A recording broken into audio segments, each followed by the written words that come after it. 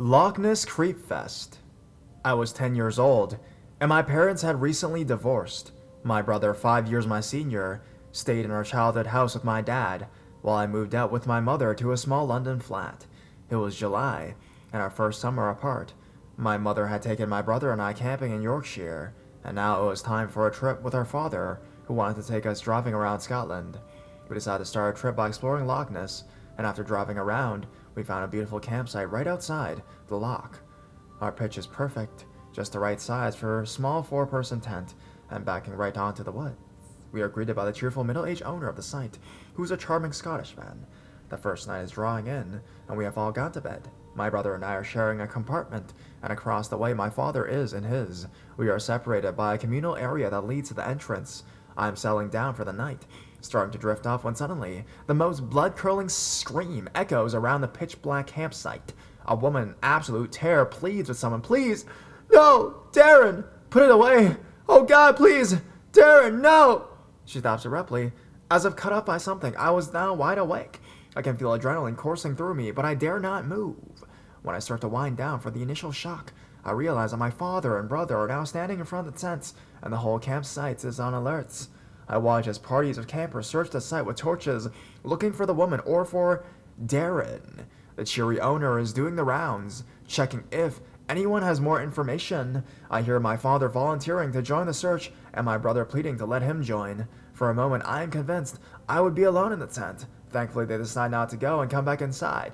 20 or so minutes later, we are lying in the tent trying to relax again. I'm lying on the zip in a feeble attempt to protect myself from intruders. Suddenly, the main zip starts to move slowly. What the hell is going on? My father yells out, "Hello?" and pops the head of the cheery owner. "We found the girl. She was just having a nightmare. Sleep well." I never believed that explanation, and I always had a paranoid feeling that the owner's name was Darren. I'll never know.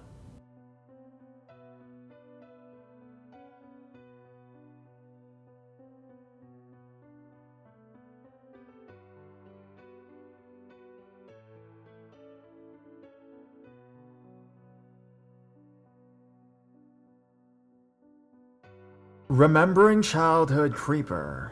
This isn't the first time I've posted, but it is the furthest I've reached back into the past. I was drunk the other night and got into a rather deep conversation with a friend of mine about child molestation. After several minutes of talking about it, I got this nasty flashback of a man, don't remember his face or name, from my childhood. He was an adult friend of my parents at the time, and he was around for certain holidays, 4th of July, Thanksgiving, Easter, essentially everything but Christmas. So, despite me not remembering the connection between my parents and him, he must have been considered a close friend of theirs. There are several instances I remember that he was involved in inappropriate behaviors. On the 4th of July one year, when I was maybe 5 or 6 years old, I remember my sister had dropped a sparkler on her bare foot accidentally. She began to cry in obvious pain. I recall that he had stifled his laughter as my parents ushered her inside. When they had left, he full-out bellowed in laughter. I stared him down honestly in confusion, and he made eye contact with me and continued with his inappropriate jolly behavior towards my sister's pain. On several other occasions, I remember him trying to separate my older sister and I so that she would leave the room that we were all in, saying things like, "I bet you can't fit under your parents' bed," or try starting a game of hide and seek, but only my sister would hide and I would help him seek. Sometimes he'd trick her into searching for random things outside or in the garage, while it was only him, my sister, and I around. I've been aware recently that maybe he was molesting me, but honestly, it's all a bit fuzzy now. On my birthday, I remember being gifted a pogo stick, 90s fun. He snatched away the newly unwrapped gift from me to give it a test run in the yard, when all of a sudden, he needed to leave for some sort of emergency. I made eye contact with him as he threw my brand new pogo stick in the back of his pickup truck. He smiled at me, said nothing, and sped out of our property like a bat out of hell. The last few memories I have of him were very unpleasant to my child mind. I had a lovely Madeline dollhouse that I cherished. When my family was moving, he was there to help us load our belongings into a moving van. He carried my cherished dollhouse to the truck, and before placing it down, violently shifted his hands so that it would land abruptly, ultimately destroying it. He looked me dead in the eye after the fact and said, "Oops," in an overly sarcastic tone. When we arrived at our new home, We began to unpack our belongings. I have several Madeline dolls to go along with the dollhouse he had destroyed, and discovered that all the dolls were stripped of their clothing. There were maybe 5 dolls in total, all wearing shorts, dresses, and or pants when I packed them. That's really all I can remember about this man. I was a very mild-tempered child. I don't know what I possibly did to him to elicit this kind of behavior and hatred from him, but I can't honestly say I hope that we never meet again.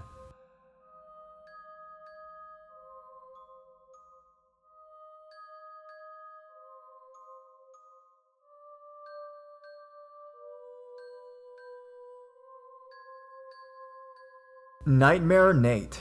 A bit of backstory first, and this is a long one. This happened a pretty long time ago to my sister and I. She was 3 and I was 8, and I'm 26 years old now. We lived in Florida at my mom's boyfriend's house, which was on a private road. The neighborhood was filled with mostly nice people except for one. They called him Nightmare Nate, and he just happened to be our neighbor. His trailer was almost condemned. He had tons of trash in his yard. He had drunken fights with his wife all the time, and had a very skewed idea about where the property line was. Mike, my mom's boyfriend, told us all about the crazy stories and how he earned his nickname from the more normal people in the neighborhood. At this point, we had only been there for a few days and it was summer break. It was really hot, it is Florida after all, and Mike had a pool out in the backyard. My sister and I love swimming, so naturally, we begged my mom until she let us go and swim. Now, the kitchen window faces the yard, and she also has a good view of us in the pool, and she was making dinner. We had been out there for about 30 minutes having a blast. It was then that my little sister noticed Nate leering at us from over the fence. He was in his dirty underwear, gut hanging out, that he was rubbing with a beer in his hand. My sister and I were grossed out and looked at each other and started laughing because it was so weird. I guess we laughed it off to continue playing to make the situation less uncomfortable. I honestly don't know why we didn't tell my mom, but hey, we were just kids. I wish I could tell you that things didn't get worse, but I can't. Fast forward another few days, and this time my sister and I were in the front yard playing. We were pretty close to the fence, and we're making mud pies in the dirt. Apparently we were too loud and too close to Nate's yards for his like, and so for a few moments go by, and his wife comes over to the fence. Her name was Maggie, and she was actually a really nice lady. She asked us our names and what we were doing. We told her and said we were making pies for her mom. She smiled and asked us if we could move away from the fence because Nate didn't want us to play there. We just looked at each other and said okay, and moved. We didn't want to cause trouble, and were kind of confused by it, but didn't question it. So later on that evening, Mike comes home from work and we were playing in our bedroom.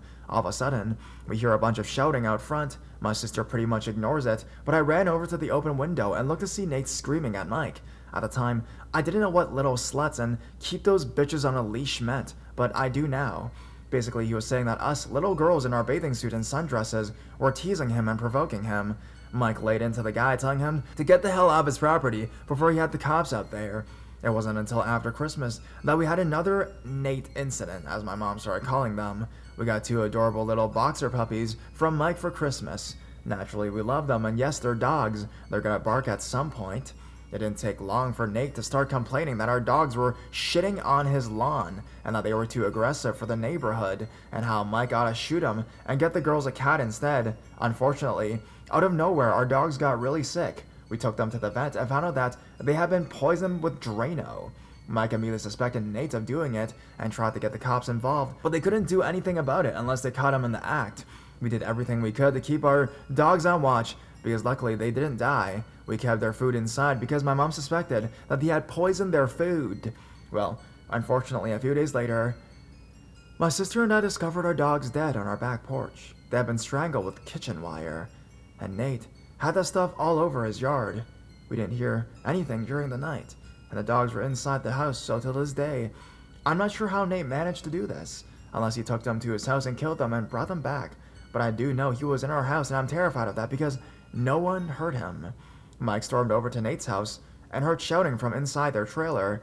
Nate was in the middle of an argument and started to beat his wife, and Mike went in there and kicked his ass. I remember my mom freaking out and trying to keep us away from the dogs and overhearing about the fight later on that night when Mike was telling my mom about it. My mom called the cops, and they came out to look at the dogs, deciding they had enough evidence now to try and do something about Nate. They took him to jail for suspected animal cruelty and on a domestic assault on Maggie. At this point, Nate had been gone for a few months, and Maggie had asked Mike and my mom to come over and help clean up the trailer because she was leaving him.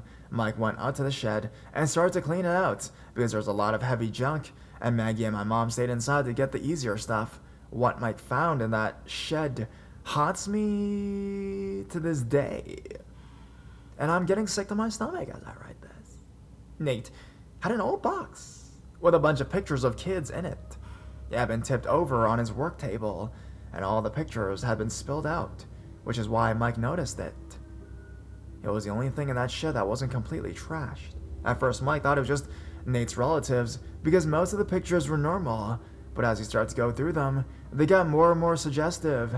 He found a bunch of pictures of my sister and I there as well, pictures of us playing in the yard and the pool, and even pictures zoomed in from outside into our bedroom window.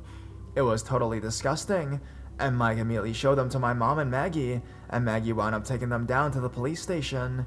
If the dogs weren't enough, him having been inside of our house while we were asleep, knowing he had taken disgusting pictures of kids is completely mortifying as I look back on this whole thing. So, creepy Ochimo from my childhood, let's not ever meet again.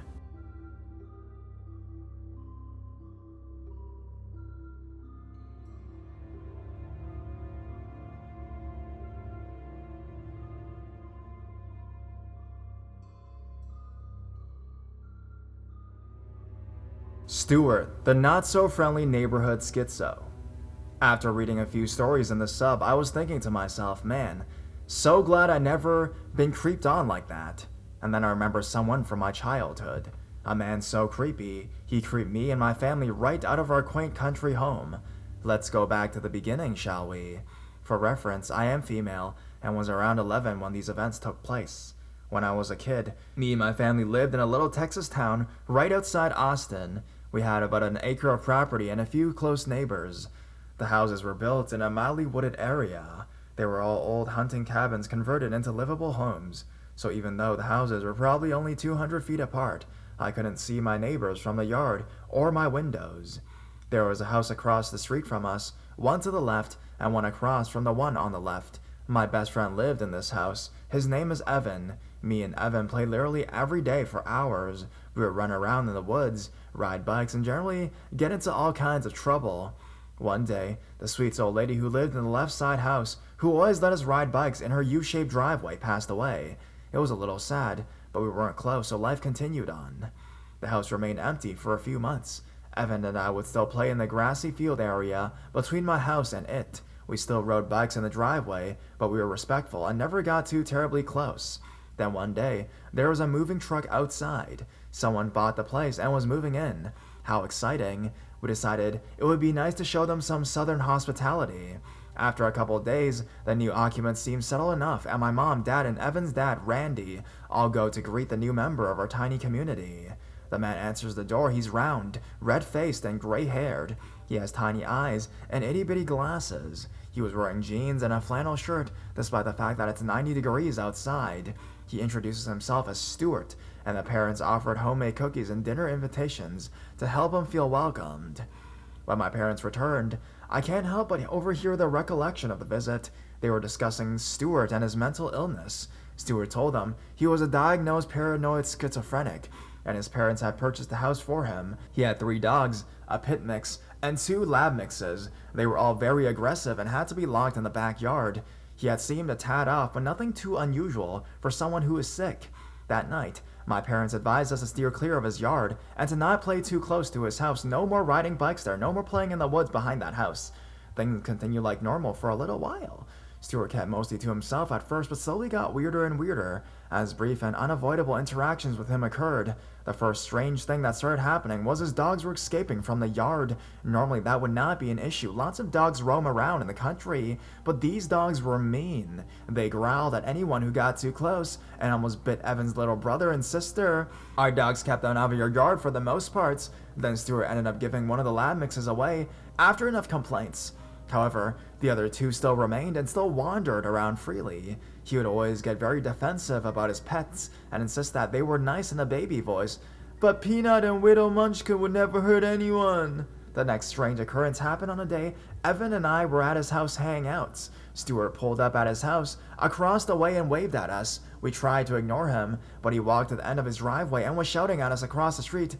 "Hey, you guys want to come over and watch some movies?" No thank you."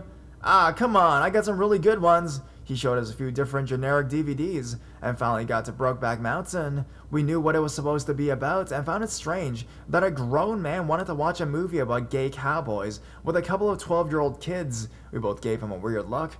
He stammered and said, "These are all pretty stupid. My mom is making me watch them, okay?" He yelled, turned on his heel and ran inside. Whatever, it was weird, but we shrugged it off.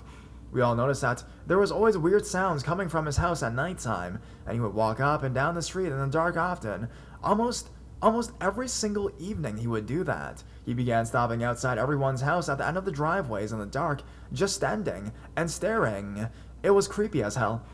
My parents and Randy were getting really fed up at this point, and I think he knew it. Everyone on the street was creeped out by him and made sure to start documenting all the strange things in which he did. Then one day, me and Evan could hear Stuart in his backyard from Evan's front porch, using some kind of power saw. We joked about how freaky it was since he was bonkers, but didn't mention it to anyone. The day after that, he bought a huge slab of rotty bloody meat wrapped in butcher's paper and a black garbage bag to Randy's door. He said it was venison and that we should all have a barbecue together, using the deer he'd hunted himself. It was sketchy as fuck, and the meat didn't look like any venison we'd ever seen, so everyone politely turned him down. This made Stuart very angry, and he stormed back to his house, complaining that he didn't know how to cook it himself. Evan and I noticed after that day, only the Brown Pig's mix dog was left. The other lab mix had disappeared. A few weeks went by, and things were pretty quiet. Then one night, my family is just relaxing at home, and we heard a loud pounding, a very loud pounding, on our mostly glass front door. My mom and dad answers with me right on their heels. It's Stuart, and he's beat red in the face, fist clenched, and breathing like he just ran a half marathon. "Which one of you little shits was throwing rocks at my dog?" He pointed a fat sausage finger at me and took a couple steps forward. I just stared at him with my mouth wide open. "My badass dad, excuse me, do not curse at my daughter. Did you throw the rocks at his dog?" I shook my head. "His dog was mean, but I would never throw rocks at an animal. She didn't hurt your dog." "I'm very sorry for getting angry. I just love my dog so much. She's my precious baby." He started crying angry tears at this point, and then starts shouting again. "If it wasn't you, then it was that punk down the street. I'm gonna snap that little motherfucker's neck." He reached out in front of him and squeezed at the air with both hands in a choking motion. I flipped shit at this point, thinking he was gonna go after my friend, and started crying. My dad calmly told Stuart that he was upsetting his family and that he needed to leave immediately. Stuart left and proceeded to repeat the scene at Randy's, but this time rocks had been thrown at his car, not his dog, and I told him Evan was responsible, which was a bullshit lie. That night, the police were called after Stuart had tried breaking into Randy's house. He was taken away for a bit and returned maybe a week later, clearly medicated, but it only took a few days for him to revert back to his old self and stop taking the medicines. We had enough at this point and had been thinking about moving to Austin anyways. Stuart's crap was the final straw, and we packed our bags. Eventually, a couple months later, after we moved, the police had been called on Stuart enough times that his parents relocated him somewhere else. Apparently, he lived in 3 different houses within a year and a half and caused so much trouble in each neighborhood that they had to move him somewhere else. When the police went to search the house after his most recent arrest, they found the walls covered in piss and videos of him pretending to be a dog marking territory. There was piss and shit on everything in the house and weird homemade fetish videos. I think after that, his parents finally put him in some kind of institution or specialized care. I sure hope so, because that guy cannot take care of himself. It was almost sad that instead of caring for him properly, they just kept bailing him out of trouble and dumping him somewhere new to try and forget he existed. Edit. Well, just talking to my sister about Stuart, and she reminded me a couple other things. Apparently, he did come onto our property, and even went so far as to look in her window. It scared the shit out of her, and she would often watch him wander around aimlessly inside our yard. The second thing was that during his bout of screaming in my front doorway about choking out my best friend, His pants... his pants were undone. I don't know why it makes it even creepier and off-putting, but the image of this huge, red-faced fat man with disheveled hair and pants undone is more horrifying.